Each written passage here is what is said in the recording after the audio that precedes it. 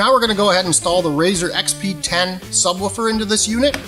But first we have to take the factory glove box, remove the 5 T20 Torx, and split this thing in two by opening it up, taking a razor knife, and cutting a few times across this seam.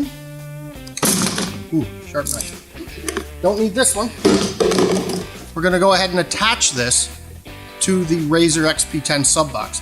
That way you maintain a glove box, your door, and all your factory snap-in dash components as well. Alright, now we're going to attach the front of the glove box that we cut away from the factory glove box. I went ahead and pre-drilled this so that we can use the existing 5 screws that came out of the factory glove box. That way there's no extra hardware you have to look forward to. Take a few minutes and pre-drill it, and go ahead and use the factory screws and screw it right in. Alright, now we're going to go ahead and install the subwoofer into this RZR. One cool thing about this is you do not need to have a RZR System 2 or 3 to attach the subwoofer. This attaches just like any amplifier would to a head unit or a source unit of any kind.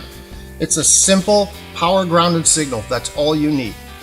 Now, going back to our System 2 and 3 install. This long end of the enclosure is going to go to the left side of the dashboard with the subwoofer facing the firewall. Now when you notice, when you take this apart, there's going to be a bracket in the center that would attach to the back of the storage pocket, which we're going to get to later. But I find it easiest to just take that bracket out, slide the enclosure back up in there. First thing you want to do is hang it off of the hangers from the glove box. The rest of the screws go in. Really easy if you do that.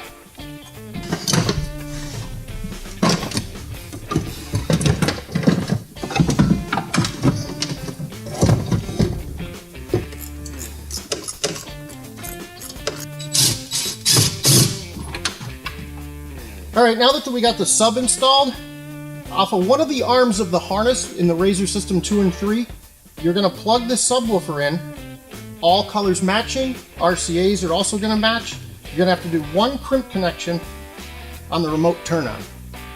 Now if you were installing this with an aftermarket head unit or something like that, this is standard amplifier wiring, just like you would find in any manufacturer's amplifier. So it's a really easy, real simple hookup. There is one small red and black connector on here. This is for your EBC, your external bass control. Once your connections are connected from the system harness to the subwoofer, this is what you should have. Simple, real easy, all the colors match, one crimp, and you're done.